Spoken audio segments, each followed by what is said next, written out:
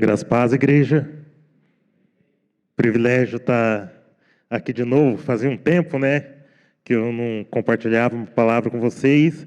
E o pastor me chamou para estar junto com ele, participando nessa série de mensagem sobre missões, e onde nós temos o tema que é a missão de Deus. É uma série especial, uma série de 3 mensagens, e coube a mim hoje o texto de Atos 13. Eu gostaria que os irmãos abrissem a Bíblia de vocês no livro de Atos, no capítulo 13. Nós leremos os 3 primeiros versículos. Enquanto os irmãos vão abrindo aí, queria falar um pouquinho sobre essa questão de missões. Nós somos uma igreja que é fruto da obra missionária. Ontem nós tivemos a comemoração do aniversário da IPB. O aniversário da IPB é comemorado no dia em que o reverendo Simonton chegou no Brasil. Simonton foi o pioneiro, ele trouxe o presbiterianismo para o Brasil há 164 anos atrás. E nós somos uma igreja missionária. Nós somos uma igreja que se preocupa com missões. Nós somos uma igreja que tem na sua veia essa questão de missões. Durante o período em que eu estive em Campinas, eu tive bastante acesso à JMN, e eu pude conhecer um pouquinho do trabalho da JMN. A JMN ela tem hoje 180 campos missionários, campos que são da própria junta e campos que são parcerias também. E fora a JMN, a gente também tem a APMT, nós temos a APCOM, nós temos uma série de autarquias, por assim dizer, com esse intuito de levar a palavra de Deus a todas as criaturas, seja no país, seja aqui no Brasil e seja até os confins da terra. Então, é muito especial a gente poder falar de missões. E como o Toninho já falou no começo, e como a gente já tem falado nesses 2 domingos, missões é algo muito especial para a igreja. Missões é algo que a igreja ela realmente tem que se preocupar. E eu creio que os irmãos já abriram, eu queria que os irmãos me acompanhassem na leitura de Atos 13, então. Diz assim a palavra do Senhor. Havia na igreja de Antioquia profetas e mestres, Barnabé, Simeão, por sobrenome Níger, Lúcio de Cirene, Manaém, Colasso de Herodes, o tetrarca, e Saulo. E servindo eles ao Senhor e jejuando, disse o Espírito Santo: separai-me agora, Barnabé e Saulo, para a obra a que os tenho chamado. Então, jejuando e orando, e impondo sobre ele as mãos, o despediram. Vamos ter mais uma palavra de oração? Senhor Deus, nós estamos aqui, Pai, e nós queremos aprender um pouquinho mais a Tua palavra. Nesse mês especial de missões, Pai, nós queremos realmente nos colocar diante de Ti, Pai, pedir, usa-nos, Pai, e leva-nos e faz de nós o que bem lhe aprouver, Pai. Que essa palavra nessa noite, Pai, realmente nos desafie, Pai, para a Tua obra e para viver diante de Ti. Eu coloco a minha vida diante de Ti também e peço, Pai, usa-me como bem lhe aprouver nessa noite. Isso nós pedimos em nome do Seu Filho Jesus. Amém. Nós falamos sobre a igreja de Atos, e eu queria falar um pouquinho sobre o livro de Atos com vocês. Atos, ele é o 2º volume de um livro escrito por Lucas, um dos evangelistas. Nós temos Lucas, ele escreveu o Evangelho segundo Lucas, e ele escreveu o livro de Atos. E alguns dos estudiosos eles dizem que esse é um livro em 2 volumes. Os dois livros eles são um livro só em 2 volumes. O primeiro volume ele diz sobre a obra de Cristo, e o 2º volume, ele diz sobre a obra da igreja. E alguns especialistas falam que esse 2º livro ele trata sobre a obra do Espírito Santo na e através da igreja. E é muito interessante a gente pensar nesse contexto de Atos, onde a gente vê que Atos havia a igreja primitiva. E a igreja primitiva, ela era uma igreja missionária. Quando a gente começa a estudar o livro de Atos, logo no primeiro versículo, a gente vê o próprio Jesus, ele comissionando a igreja. Ele diz que a igreja ela deveria ser testemunha, tanto em Jerusalém, como na Judéia, em toda a Samaria e até aos confins da terra. E quando a gente começa a olhar os versículos subsequentes de Atos, a gente vê que essa igreja, ela sai e ela começa a evangelizar. E quando a gente olha no capítulo 2, no final do capítulo 2, no versículo 47, último versículo, já fala um pouquinho que a igreja, ela crescia em número e ela contava com a simpatia de todo o povo. É interessante que no versículo 41, fala de um acréscimo de 3.000 pessoas nessa igreja. Então a gente vê que essa igreja, ela realmente era uma igreja que ela estava em expansão, era uma igreja missionária, era uma igreja que pregava a palavra de Deus e era uma igreja que crescia. Só que a gente vê que o começo da igreja de Atos, ela parece que ela esquece de todo o versículo, né? Porque lá no começo de Atos, quando Jesus ele fala para essa igreja, ele fala, ó, recebereis poder ao descer sobre vós o Espírito Santo, e vós sereis testemunhas. E era a partir de Jerusalém. Só que o Espírito Santo desce, a gente tem um evento de Pentecoste, e essa igreja começa a evangelizar. Só que ela fica restrita apenas a Jerusalém. Ela esquece dos demais povos, ela esquece das demais nações, ela esquece da Judéia, ela esquece da Samaria, e ela esquece de até os confins da terra. É uma igreja que cresce, ela prega o evangelho, mas ela fica restrita apenas a uma cidade, apenas ao povo judeu. O povo que era para levar o evangelho a todo mundo, eles ficam presos em Jerusalém, e ocorre ao contrário, em vez de eles irem, aqueles que eram de fora de Jerusalém, que vieram para o evento de Pentecoste, eles ficam em Jerusalém, e eles não querem ir embora. E daí a gente vê que a igreja de Jerusalém, eles precisam vender as coisas, começam a dividir aquilo que tem, eles começam a ajudar de maneira que todos fossem assistidos. E a igreja ela fica assim até o capítulo 7 de Atos, que é onde a gente vê o martírio de Estevão. E a partir do capítulo 8, a gente vê a igreja começa a ser perseguida. E os cristãos eles precisam fugir de Jerusalém. E é a partir desse momento que o evangelho ele sai de Jerusalém e ele começa a alcançar os outros lugares. E é por causa disso que nasce essa igreja que nós estamos falando aqui nesse momento, no capítulo 13, a igreja de Antioquia. Se a gente voltar um pouquinho na Bíblia, no capítulo 11, ele vai falar sobre a questão de como surgiu essa igreja de Antioquia. E fala ali o quê? Que foi justamente por causa dessa dispersão, alguns daqueles que estavam em Jerusalém, eles saem e eles vão para Antioquia. E ali eles começam a falar, só que alguns deles cometem esse mesmo, por assim dizer, erro de falar somente para os judeus. Só que outros daqueles que participaram, que foram vítimas dessa diáspora, eles saem e eles começam a falar para os gentios. E a igreja de Jerusalém, ela se movimenta ali e ela envia Barnabé para assistir, para ajudar essa igreja que está instalada em Antioquia. E aqui a gente chega nesse momento, do capítulo 13, onde a igreja de Antioquia ela já está, de certo modo, estabelecida. E o texto vai falar um pouquinho sobre como era essa igreja. E a primeira coisa que nós vemos aqui, a primeira informação que nós temos aqui, é que ela era uma igreja bem servida, de ministros. O primeiro versículo aqui do capítulo 13, ele vai falar sobre como essa igreja tinha pessoas capacitadas. Ela fala sobre profetas e mestres, fala sobre Barnabé, fala sobre Simeão, fala sobre Lúcio, fala sobre Manaém e fala sobre Saulo. É interessante que eu gosto muito de basquete.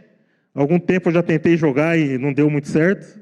Hoje eu não consigo mais por causa do porte físico e algumas outras complicações. Mas eu lembro que eu acompanhei, quando era criança ainda, a Olimpíadas de 92.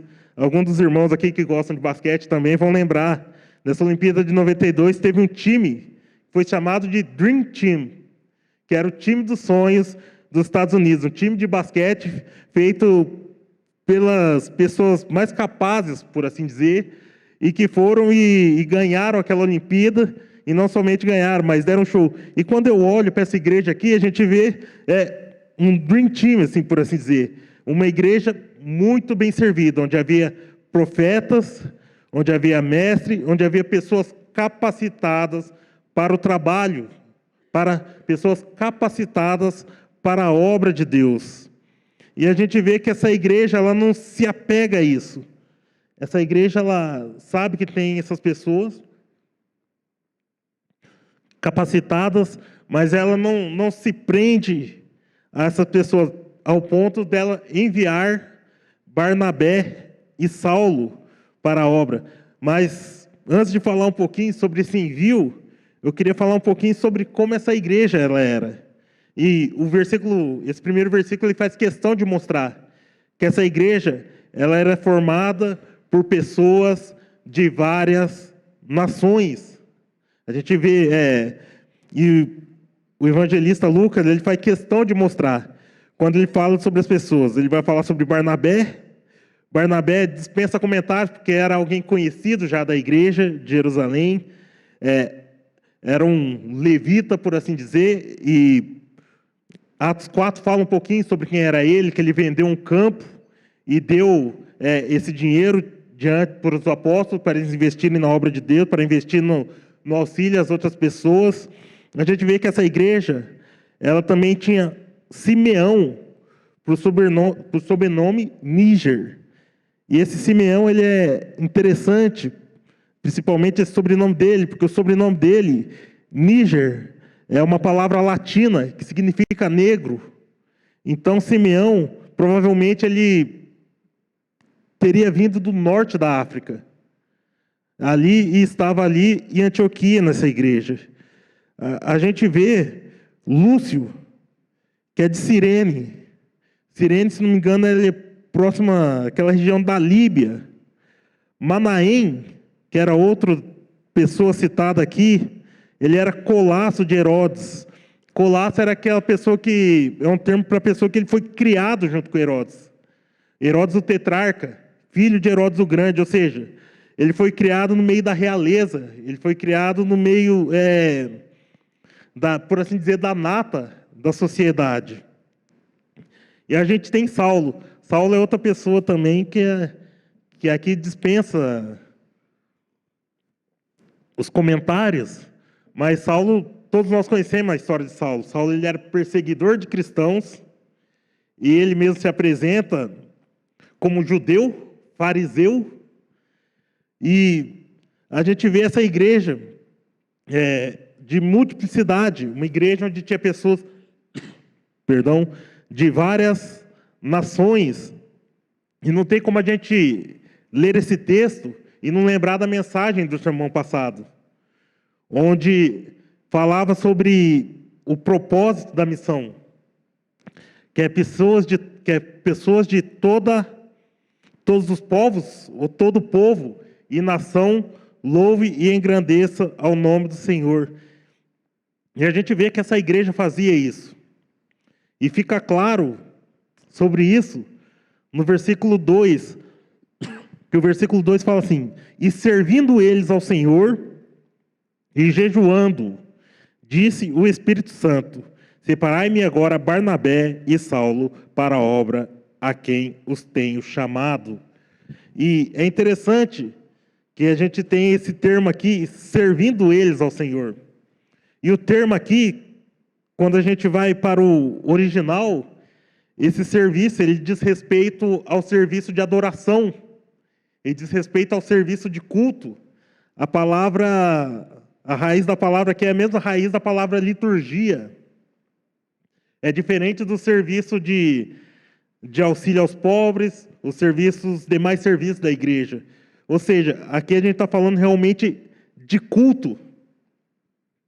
E a versão NAA, não sei se algum dos irmãos tem aqui, aquele que tiver pode olhar, ela traduz esse serviço como adoração. Então a gente vê aqui nesse versículo essa questão da palavra de semana passada, sobre a questão onde toda língua e nação adorará ao Senhor. Esse é o propósito da missão. E aqui na igreja de Antioquia a gente via isso. pessoas de todas as nações louvando e engrandecendo ao Senhor. Judeus, gentios, pessoas da mais alta sociedade e pessoas, muitas vezes, não sei se esse é o termo correto, da baixa sociedade. E essas pessoas, eles serviam ao Senhor. E nesse momento onde eles estão adorando ao Senhor, o Senhor fala com eles. E o Senhor pede para que seja separado Barnabé e Saulo, para que eles fossem enviados para uma viagem missionária. E é interessante que a gente vê que fala, e servindo eles ao Senhor, e jejuando, disse o Espírito Santo. Ou seja, eles estavam em adoração e em jejum. E a gente já aprendeu um pouquinho sobre jejum e oração, que são duas coisas que caminham juntos. Essas duas coisas caminham juntas. O jejum sem oração, ele é regime apenas. O jejum com oração é uma maneira de a gente se colocar diante de Deus e pedir para que Deus ele fale conosco, para que Deus faça a sua vontade, onde a gente se coloca em total dependência diante do Senhor. E era isso que essa igreja estava fazendo. Eles estavam adorando ao Senhor, eles estavam em devoção diante do Senhor, estavam colocando a vida deles diante do Senhor, e o Senhor fala com essa igreja através do Espírito Santo e fala, separa-me agora Barnabé e Saulo para a obra que eu tenho preparado. Quando a gente olha a partir desse texto que nós lemos, nós vemos qual era essa obra. Porque aqui eles são enviados para a primeira viagem missionária de Paulo. A gente provavelmente, não sei se a gente vai ter a oportunidade, quando a gente for estudar o Novo Testamento, provavelmente, se a gente for pegar os mapas, que nem o pastor está fazendo na escola dominical, com o Antigo Testamento, a gente vai ter a oportunidade. E se aqueles que têm a Bíblia impressa, vocês têm no final da Bíblia alguns mapas que mostram essas viagens missionárias de Paulo. A primeira, a segunda e a terceira. E a gente vê que essa era a obra de Deus, e a gente vê que Deus levou esses dois irmãos para que a obra dele fosse feita. E a gente vê no terceiro versículo que nós vemos a igreja enviando esses irmãos.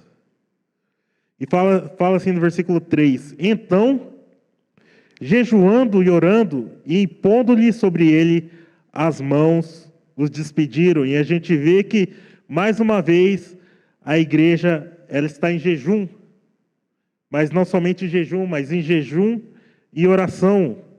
E eles pegam e eles oram, enviando esses irmãos para essa obra, para o qual o Senhor tinha preparado para eles.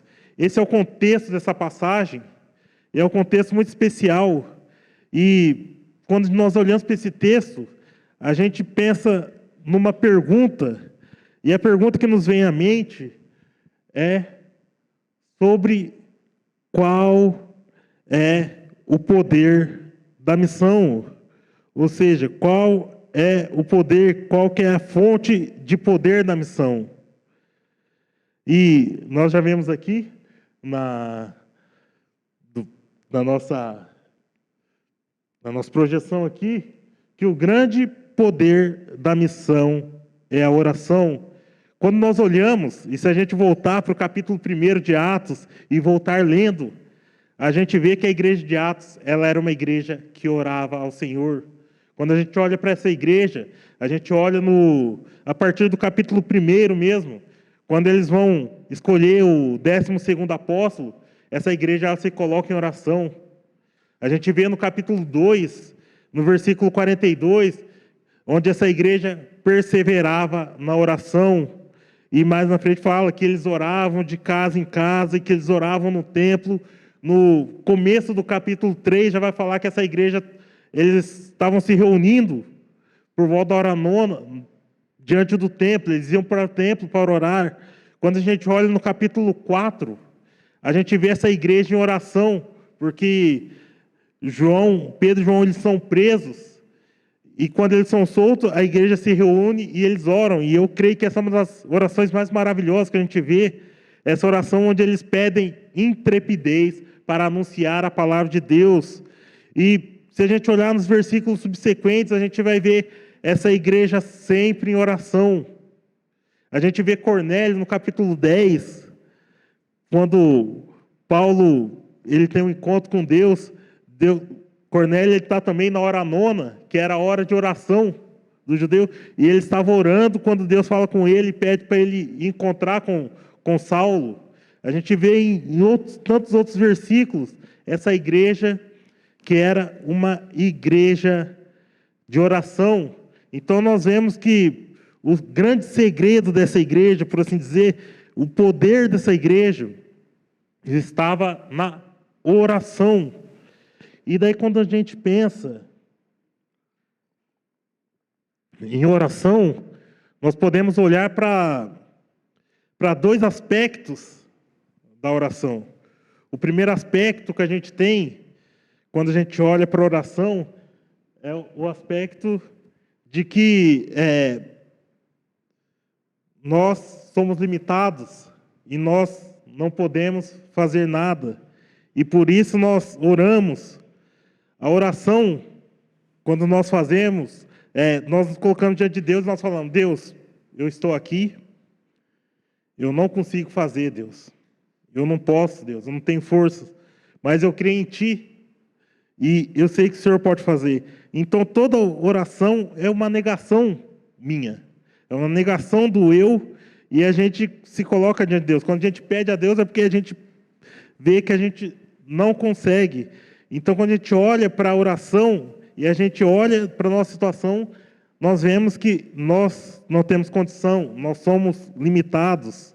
Jesus, quando ele está falando com os seus discípulos, em certo momento, no Sermão do Monte, isso está no capítulo 5 de Mateus, ele vai falar um pouquinho sobre a questão dos juramentos.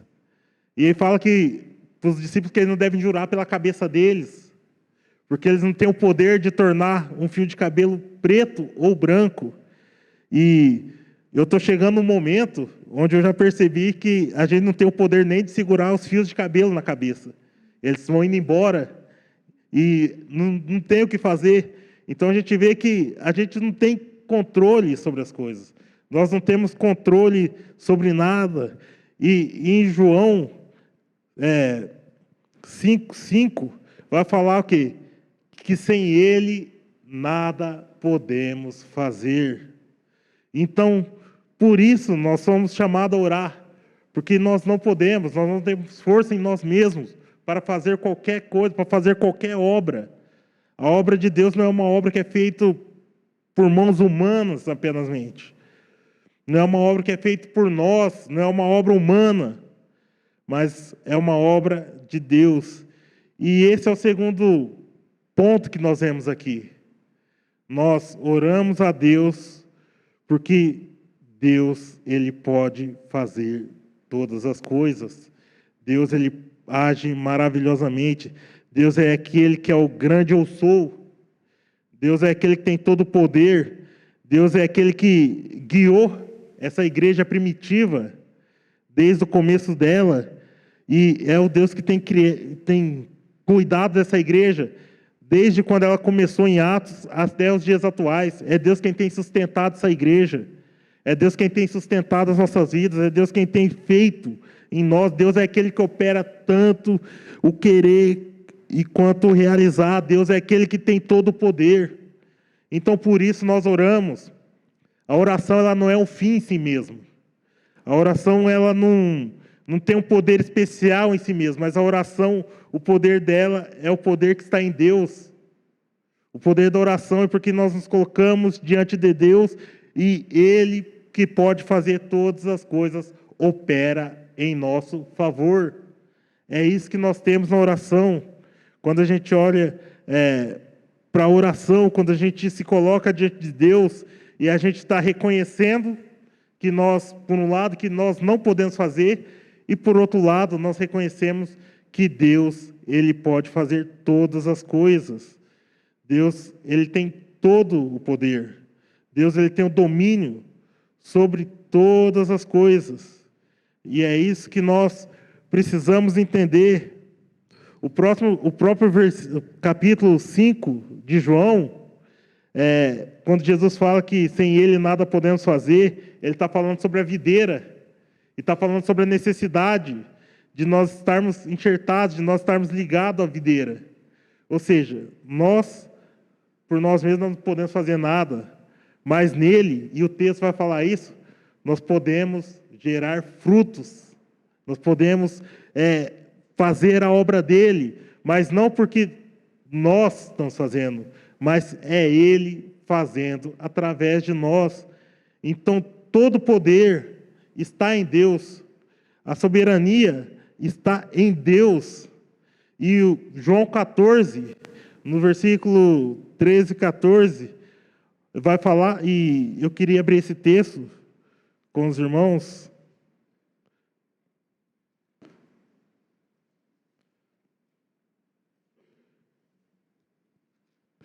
João 14, 13 e 14.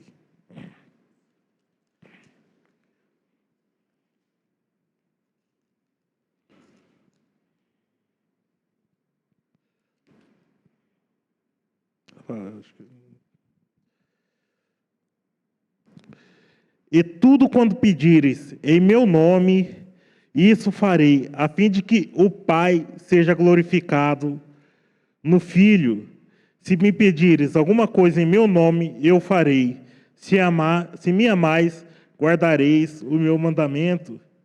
E nós vemos mais uma vez Jesus falando que tudo que for pedido em nome dele, ele fará. É interessante que ele fala o porquê. Porque a fim de que o Pai seja glorificado. E é para isso que nós oramos também. A nossa oração deve ter esse intuito de buscar sempre a glória de Deus. O propósito da missão é que o louvor da glória do nosso Senhor, o propósito da oração também é esse, que Cristo seja glorificado, que Deus seja glorificado em Cristo. Esse é o propósito da oração.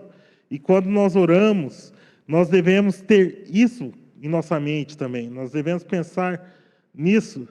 E o apóstolo Tiago também fala no livro dele sobre a oração em que muito pode em eficácia a súplica do justo.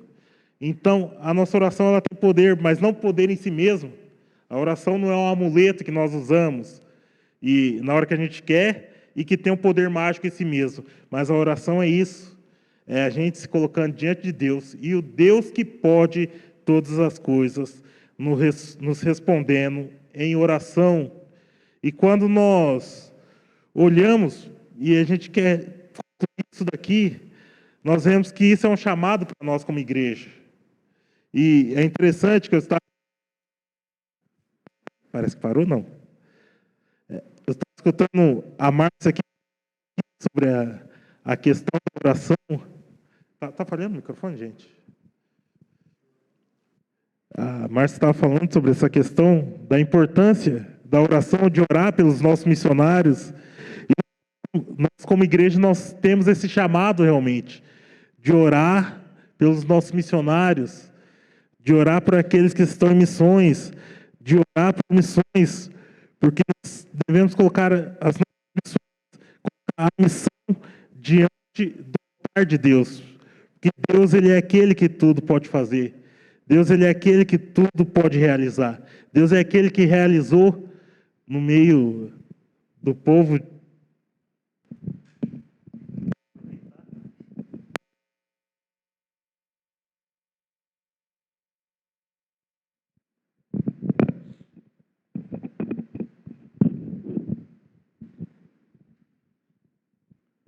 Deus é aquele que agiu no meio da igreja de Atos através do Espírito Santo, e Deus é aquele que age na nossa igreja nos dias atuais.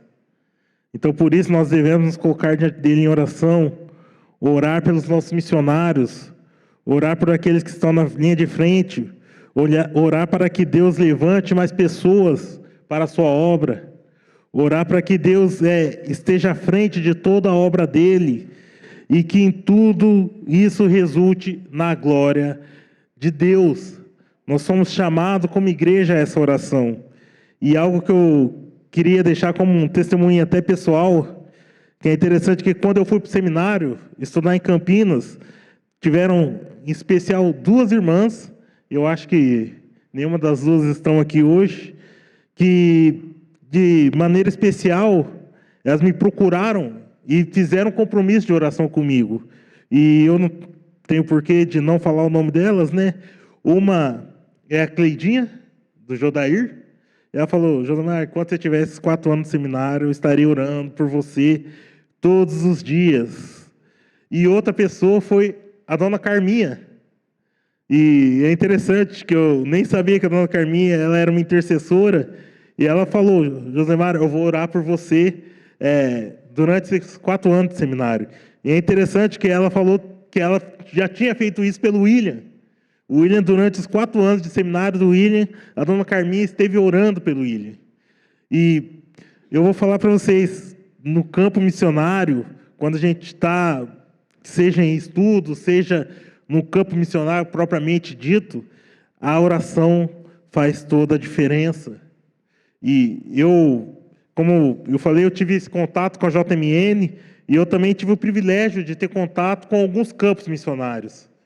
Em janeiro, eu passei um mês em Salobrinho, que é um bairro carente, próximo a Ilhéus. Para falar a verdade, faz parte do município de Ilhéus. Eu tive um mês trabalhando com a igreja de lá. E a gente vê o quão importante é a oração. Eu também tive o privilégio de 2 vezes estar com o pessoal na Missão Kaiowá. E eu sei que alguns dos irmãos da igreja aqui também tiveram. Ali onde o reverendo Benjamin tem desempenhado esse trabalho, e em conversa com ele, ele falou sobre o quão importante é a oração. Também tive o privilégio de estar visitando outro campo da PMT, só que esse no Paraguai também, onde a gente passou 10 dias com o projeto Amor que Transforma uma Nação, e ali a gente viu o quão importante é a oração. E a oração ela é importante justamente por causa disso, porque Deus é aquele que sustenta o seu povo. Deus ele é aquele que chama, Deus ele é aquele que capacita, Deus é aquele que sustenta, Deus é aquele que levanta pessoas para orar, Deus é aquele que levanta mantenedores, como a Márcia esteve pedindo em oração aqui. Deus ele é aquele que faz toda a obra. E eu lembrei também de uma ilustração que um professor meu usou esses dias atrás, estava assistindo um vídeo dele, de uma pregação, e ele falou que nós somos como luvas diante de Deus. A luva, ela por si só, ela não faz nada. Se deixar a luva num lugar lá, em cima dessa mesa aqui, por exemplo, a hora que você voltar domingo que vem, se ninguém mexer, ela vai estar ali em cima. Mas se a luva, na mão de alguém, ela faz tudo aquilo que a mão fizer, a luva faz. E nós somos assim como luvas diante de Deus. Nós não temos poder nenhum em nós mesmos, nós não temos capacidade nenhuma em nós mesmos. Mas quando nós estamos diante de Deus, e quando Deus nos usa, nós conseguimos fazer toda a obra dEle, e para a honra e glória do nome dEle. Foi isso que a igreja de Atos fez, foi isso que a igreja primitiva fez, e é isso que nós somos chamados a fazer a cada dia. E eu queria, nesse momento, que a gente se colocasse em oração. Por isso, eu queria chamar o Ministério do Louvor para vir chegando aqui, eles vão cantar uma música daqui a pouco, mas que a gente possa se colocar em oração diante disso, para que a gente possa pedir perdão primeiro, porque muitas vezes nós temos negligenciado a oração, nós não temos orado por nossos missionários, nós não temos sustentado aqueles que nós fizemos um compromisso, e nós não temos sustentado essas pessoas em oração, e pedir para que Deus levante nessa igreja realmente intercessores, para que nós possamos realmente ser uma igreja intercessora em missões. E não somente intercessora, nós já temos enviado pessoas, nós já temos ido através dos nossos missionários, nós já temos investido, e que a gente possa cada dia mais aumentar essa obra também para a honra e glória do nosso Deus.